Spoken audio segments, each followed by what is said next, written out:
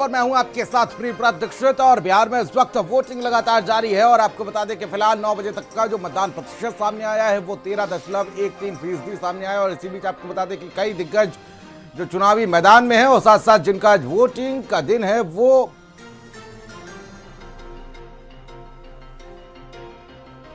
जो मेहनत करनी थी पहले करके आज जो एग्ज़ाम है तो वो अच्छे से हो जाए, उसके बाद देखा जाएगा क्या होता है।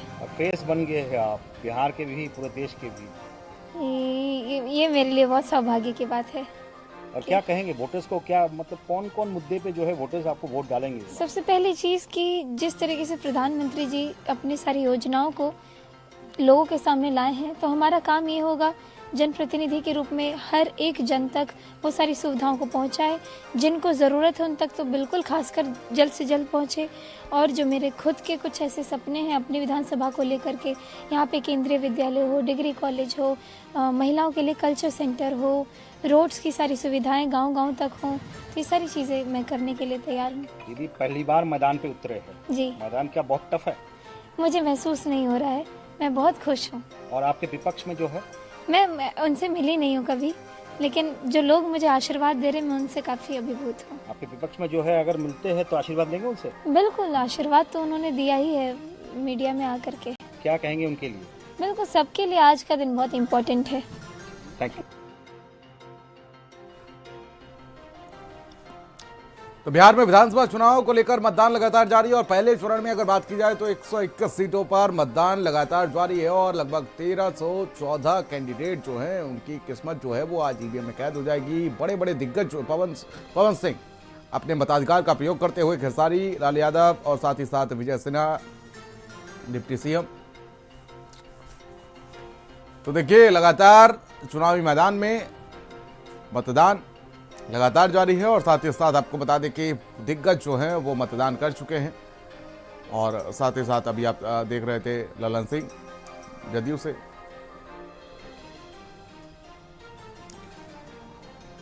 और स्वाति पाठक हमारी संवाददाता हमारे साथ जुड़ चुके हैं और साथ ही साथ हमारे साथ वरिष्ठ पत्रकार के तौर पर प्रवीण बागी जी जुड़ चुके हैं। आपका बहुत बहुत स्वागत है प्रवीण जी। और स्वाति, शुरुआत आपसे करना चाहूंगा कि इस तरीके से देखा जा रहा है कि अभी तक 9 बजे तक का जो मतदान प्रतिशत सामने आया है 13.13% अभी तक मतदान हो चुका है। मुद्दे बहुत सारे हैं, वोटर्स अपने घरों से निकल रहे हैं और लगातार अपने मताधिकार का प्रयोग कर रहे हैं क्योंकि उनको पता है कि जो लोकतंत्र ने उनको अधिकार दिया है उसका प्रयोग कैसे करना है।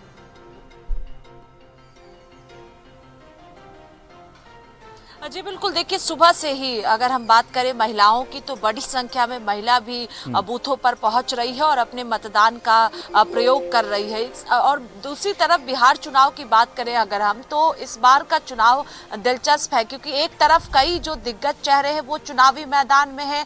आज पहले चरण को लेकर वोटिंग हो रही है। खुद विजय सिन्हा की सीट पर आज मतदान हो रहा है। मैथिली ठाकुर जो जिनको भारतीय जनता पार्टी ने मैदान में उतारा है, उनकी सीट पर वोटिंग हो रही है। इसके अलावा तेज प्रताप यादव जो तेजस्वी यादव से अलग, परिवार से अलग इस बार चुनावी मैदान में है। तो एक तरफ जो है वो दिग्गज आज जिनको लेकर वोटिंग हो रही है और 101 सीटों पर आज मतदान हो रहा है। स्वाति, मैं लौटूंगा आपके पास। प्रवीण जी हमारे साथ जुड़े हुए हैं, मैं लौटूंगा स्वाति। प्रवीण जी हमारे साथ जुड़े हुए हैं, वरिष्ठ पत्रकार हैं। सर बहुत बहुत स्वागत है। सर, कौन कौन से मुद्दे लग रहा है कि हावी होने वाले हैं इस बार बिहार में विधानसभा चुनाव में? क्योंकि एक तरफ कल देखा होगा कि राहुल ने जिस तरीके से हाइड्रोजन बम फोड़ा और ठीक एक दिन पहले, मतलब पहले चरण का मतदान और उससे एक दिन पहले राहुल गांधी जो है वो लेकर आ जाते हैं हाइड्रोजन बम। एक एसआईआर का मुद्दा हो गया, पलायन का मुद्दा हो गया, विकास का मुद्दा हो गया। तेजस्वी यादव जिस तरीके से लगातार मुद्दे उठाते रहते हैं, एंटी इनकम्पेंसी भी कहीं ना कहीं नीतीश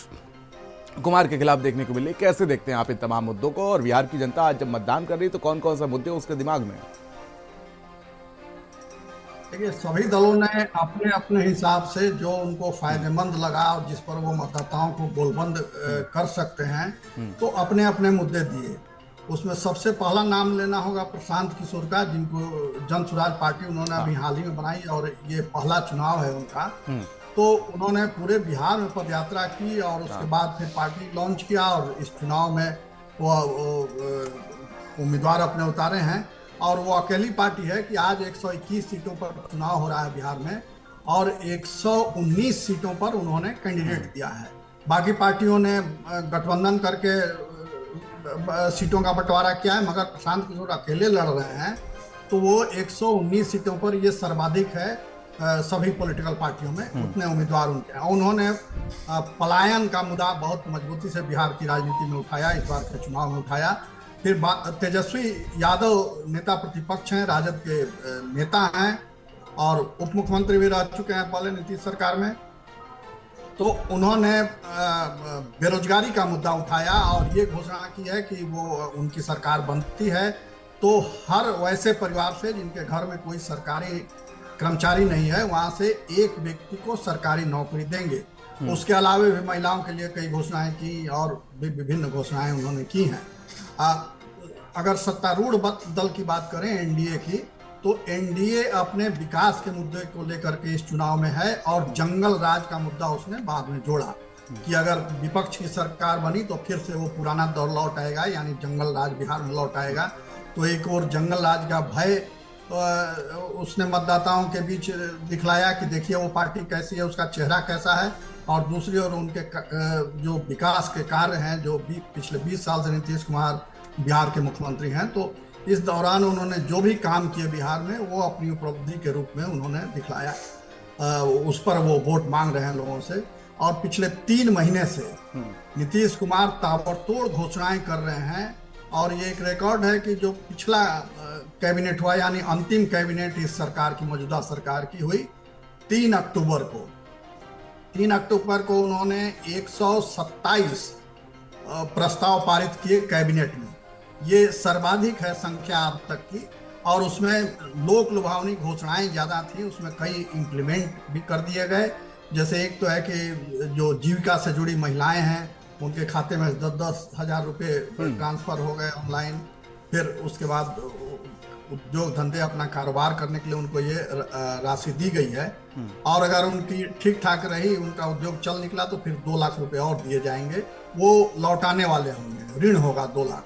मगर ये 10,000 जो दिया गया पहले चरण में वो अनुदान है, वो पैसा लौटाना नहीं है। तो ये एक बड़ा मुद्दा बन गया चुनाव में और ये आरोप लगा सरकार पर कि उसने मतदाताओं को खरीदने की कोशिश की है, खास करके महिला वोटरों को। और लगभग 1.5 करोड़ संख्या है जीविका दीदियों की। ठीक है, ये सारे मुद्दे तो हैं ही हैं, लेकिन जो अगर बात की जाए तो नेशनल लेवल पर जो मुद्दे हैं, अगर बात की जाए इस बार बिहार का रिजल्ट ऐतिहासिक होगा, प्रभावी होगा, प्रामाणिक होगा। राहुल गांधी वोट चोरी का आरोप लगा रहे हैं। वो तो अफसोस हो गया। आज तो अखबार वाले पहुंच गए, सारी बात झूठ निकली, झूठ बोलने में माहिर हैं, अफसोस हो गया।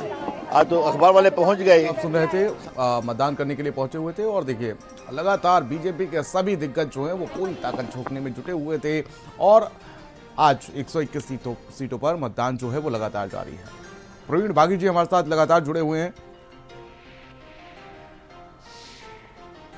उनके पास जाऊंगा, लेकिन उससे पहले हमारे संवाददाता स्वाति हमारे साथ जुड़े हुए हैं। स्वाति, ये तमाम मुद्दे जो हैं वो कैसे देखते हैं आप? क्योंकि जिस तरीके से कहा जाए तो एसआईआर एक बहुत बड़ा मुद्दा रहा है और आज भी हमने देखा कि कई बूथों पर जब मतदाता पहुंच रहे हैं तो या तो उनको वोटिंग करने में परेशानी हो रही है या उनका नाम ही लिस्ट से गायब हो रहा है।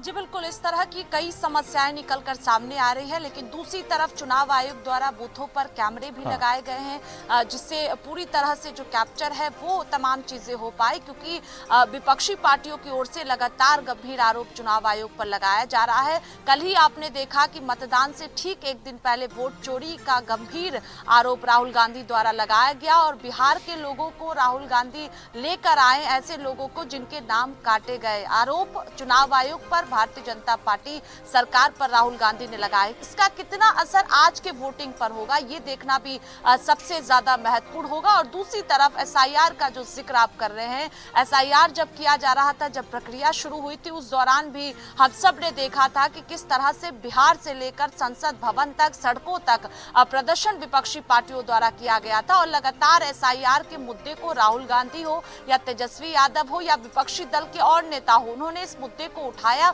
और ये आरोप लगाया कि बिहार के लोगों के नामों को काटा गया है, चुनाव आयोग पर यह आरोप लगाया गया। लेकिन जनता इस मुद्दे को कितना देखती है वोटिंग के वक्त, ये देखना सबसे ज्यादा महत्वपूर्ण होगा। और इसके अलावा पलायन का भी एक बड़ा मुद्दा है, जिसको तेज प्रताप यादव की बात करें या हम प्रशांत किशोर की बात करते हैं, लगातार इस मुद्दे को उठा रहे हैं कि पलायन जो है तेजी के साथ बिहार में हो रहा है। रोजगार के मुद्दे को भी प्रशांत किशोर उठा रहे हैं कि अब तक जो सरकारें रही हैं क्यों रोजगार युवाओं को नहीं दिया गया। और लगातार अगर हम प्रशांत किशोर की बात करते हैं तो वो उनका फोकस रहा कि बिहार के जो मुद्दे हैं, जो चाहे रोजगार की बात कर ले या जो अन्य समस्याएं हैं, उसको चुनाव में रखा जाए। और प्रशांत किशोर लगातार इसी मुद्दे के साथ चुनावी मैदान में दिख रहे हैं, जो उनके कैंडिडेट्स उतारे गए हैं। दूसरी तरफ विपक्षी दलों की बात करें, महागठबंधन की बात करें तो राहुल गांधी हो, तेजस्वी यादव हो, उन्होंने लगातार वोट चोरी जैसे मुद्दे उठाए। इसके अलावा जो लगातार एनडीए की सरकार है उसको लेकर नीतीश कुमार पर कई आरोप तेजस्वी यादव द्वारा लगाए गए। और भारतीय जनता पार्टी द्वारा जंगल राज का जिक्र, चाहे प्रधानमंत्री पहुंचे हो बिहार प्रचार में, उन्होंने जंगल राज का जिक्र किया, अमित शाह ने जंगल राज का जिक्र किया। लेकिन क्या बिहार की जनता स्थानीय मुद्दों पर फोकस करती है या फिर जो लगातार वोट चोरी का आरोप राहुल गांधी द्वारा लगाया जा रहा है उन मुद्दों पर भी ध्यान मतदाताओं का होगा, ये देखना सबसे ज्यादा महत्वपूर्ण होगा। लेकिन इस वक्त बात करें तो गांव की तरफ जो वोटर है वो तेजी के साथ बूथों पर निकल रहे हैं। जो शहरों की ओर की बात करते हैं तो वहां पर धीमी मतदान इस वक्त चल रहा है, लेकिन गांव में महिलाएं भी बड़ी संख्या में निकल रही हैं वोट देने के लिए। और सुबह से ही कई बूथों पर लंबी लंबी कतारें भी देखने को मिल रही है। बिल्कुल। और अगर बात की जाए तो लगभग 2 घंटे में 13.13% मतदान भी हो चुका है। कुछ रिएक्शन है वो सुनवा देते हैं पहले और उसके बाद चलते हैं अपने मेहमानों की तरफ।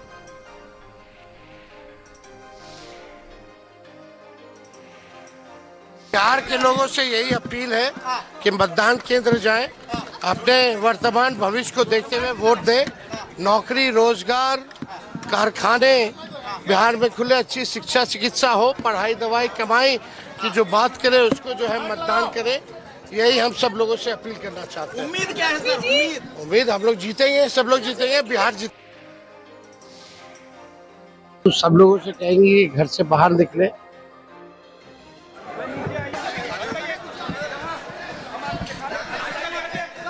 बिहार के सभी लोगों को अपना अपना मत देना चाहिए और एक एक वोट का महत्व है। माता पिता का आशीर्वाद अलग जगह और जनता मालिकों का आशीर्वाद होते हैं। और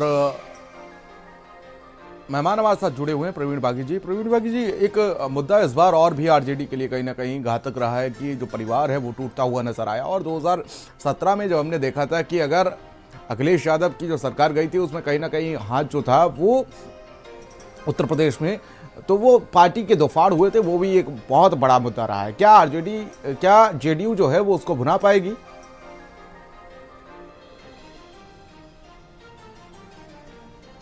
प्रवीण जी मुझसे पूछ रहे हैं? जी जी, आपसे ही सवाल था। हाँ, एक बार दोहराएं। मेरा सवाल ये था कि जिस तरीके से अगर इस बार देखने को मिला है कि लालू परिवार में जो दो फाड़ हुए हैं, तेजस्वी अलग, तेज प्रताप अलग, उन्होंने अपनी पार्टी अलग बना ली, और 2017 से अगर इसको जोड़ा जाए यूपी में जो विधानसभा चुनाव हुआ था तो सपा में भी दो फाड़ हुए थे और उसका खामियाजा भी समाजवादी पार्टी ने भुगता था। क्या आरजेडी को भी इसका खामियाजा भुगतना पड़ेगा और जेडीयू उसको भुना लेगी, एनडीए गठबंधन इसको भुना लेगा?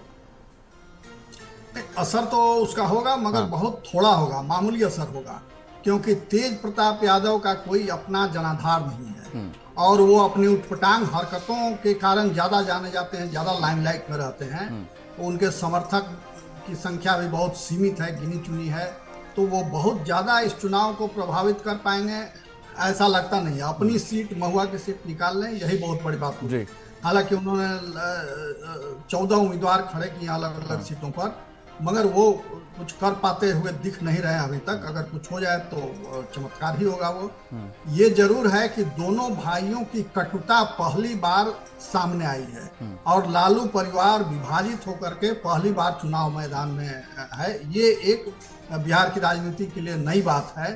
और तेज प्रताप ने बड़े भाई होने के नाते इतना संयम दिखाया कि वो छोटे भाई के चुनाव क्षेत्र में नहीं गए उनके खिलाफ प्रचार करने। नहीं, एंड मौके पर वो पहुंच गए थे, राघोपुर पहुंचे थे? नहीं, वो पहुंचे तब जब राघोपुर से तेजस्वी यादव पहले महुआ पहुंचे, हाँ, अपने बड़े भाई के जी। खिलाफ प्रचार में। तब उन्होंने इस चुनौती को स्वीकार करके वो भी पहुंचे राघोपुर, और उन्होंने प्रचार किया। राघोपुर में तेजस्वी के खिलाफ बहुत नाराजगी है। राबड़ी देवी जब गई थी वहां प्रचार में, तो लोगों ने उन्हें घेर करके शिकायत की कि आपका बेटा कुछ काम नहीं करता है, आता नहीं है, हम लोगों के सुख दुख में शामिल नहीं होता है। खास करके महिलाओं ने बहुत शिकायत की राबड़ी देवी को। अब राबड़ी देवी निरुत्तर थी कि क्या कहती वो, तो उन्होंने कहा कि नहीं, वो इधर उधर में प्रचार में रहता है, सब जगह देखना पड़ता है, सब जगह जाना पड़ता है, इसलिए वो नहीं आ पाया होगा, मगर आएगा, हम हैं, हम लोग देखेंगे, सबका काम करेंगे, अच्छा करेंगे। इस तरह से कह के उन्होंने बात को सुलझाने की कोशिश की, मगर नाराजगी तो है। और जो उनके मुकाबले वहां उम्मीदवार हैं, सतीश कुमार जो भाजपा के प्रत्याशी हैं, वो एक बार राबड़ी देवी को उसी चुनाव क्षेत्र से हरा चुके हैं। और दूसरा उनके साथ प्लस पॉइंट ये है कि पिछले लोकसभा विधानसभा चुनाव में लोजपा अलग लड़ रही थी, एनडीए के फोल्डर में वो नहीं थी। तो लोजपा ने भी राघोपुर से प्रत्याशी दिया था, वो 30,000 वोट उनको आया था। वो लोजपा इस बार एनडीए में है, और जो प्रत्याशी वहां से चुनाव लड़ रहे थे वो भाजपा में है, यानी वो सतीश कुमार के लिए काम कर रहे हैं।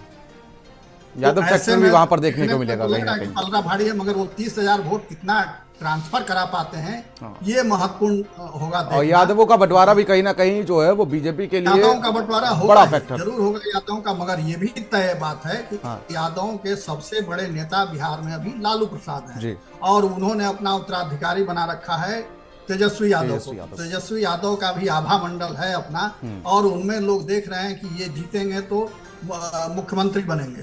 तो ये एक बड़ा प्रलोभन है राघोपुर के मतदाताओं को।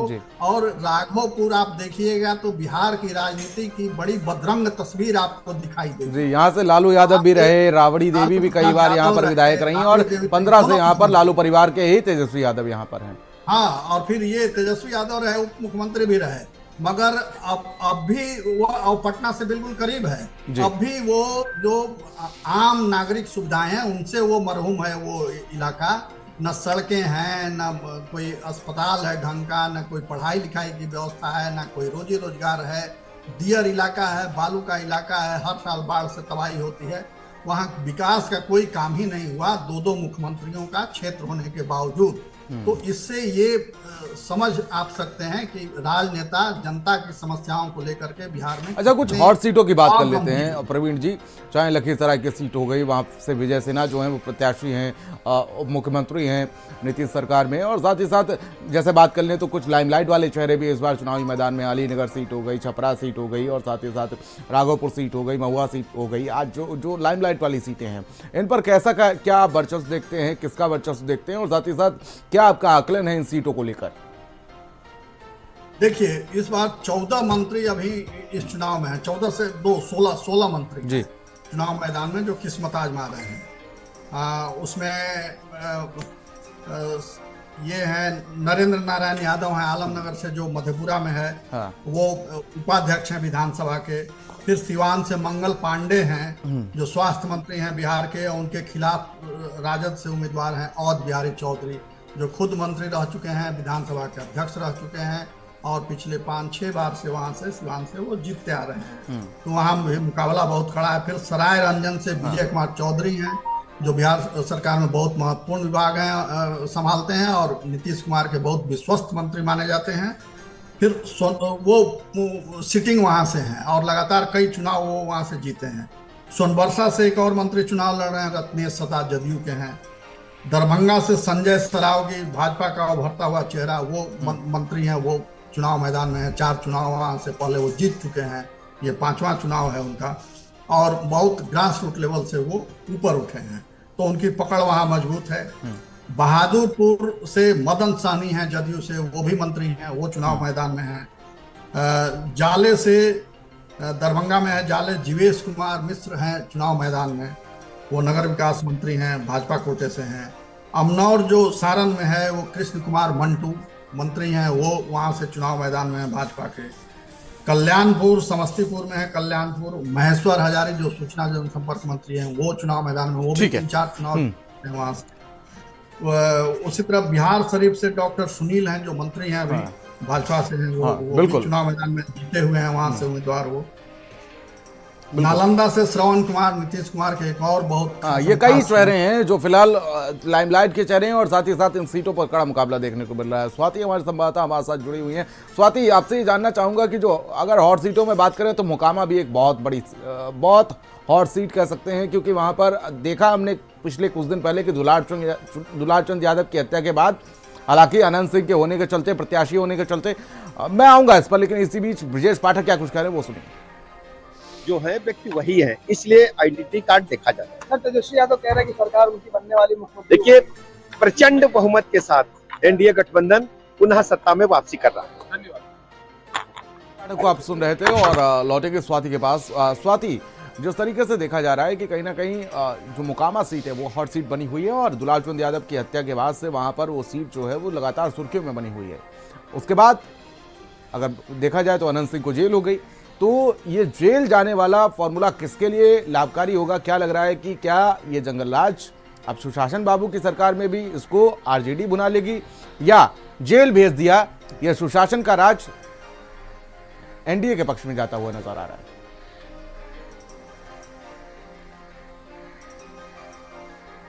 देखिए, मोकामा सीट की बात करते हैं तो उसके बाद पूरी तरह से जो सिचुएशन है वो उस सीट पर बदल गई।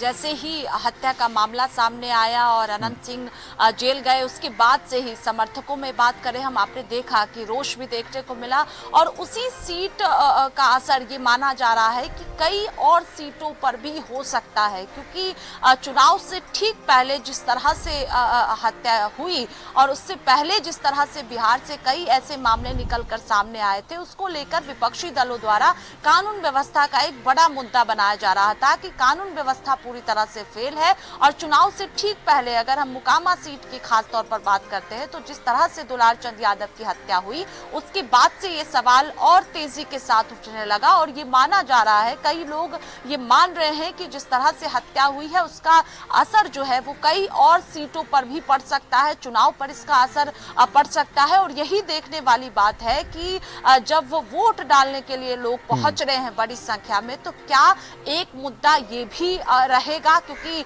पूरे चुनाव को अगर आप देखिए, पूरे प्रचार अभियान को अगर आप देखिए, तो कानून व्यवस्था का एक बड़ा मुद्दा विपक्षी दलों द्वारा बनाया गया है, उठाया गया है इस मुद्दे को, और लोगों के पास विपक्षी दल के नेता इस मुद्दे पर पहुंचे हैं कि यहाँ पर कानून व्यवस्था फेल है, कितना बदलाव हुआ है, क्योंकि ये तमाम सवाल है जिसको लेकर लगातार विपक्षी दलों द्वारा चुनाव के दौरान उठाया गया है। और एक तरफ अगर हम सत्ता पक्ष की बात करते हैं, एनडीए की बात करते हैं, तो उनके द्वारा कहा गया कि तुरंत गिरफ्तारियां भी हुई है, तुरंत जो कार्रवाई है वो भी की जा रही है, लेकिन इसका असर वोट पर कितना पड़ेगा ये देखना सबसे ज्यादा महत्वपूर्ण होगा। लेकिन ये कहा जा सकता है कि आज जिन जिन सीटों पर वोटिंग हो रही है उसमें सबसे ज्यादा high profile seat Mokama seat है और सबकी नजर उस सीट पर टिकी हुई है कि वहां के जो लोग हैं वो किसकी तरफ देख रहे हैं। और सब, चूंकि कई हाई प्रोफाइल सीटों पर आज मतदान हो रहा है, मैथिली ठाकुर का भी जिक्र आपने किया जिसको पहली बार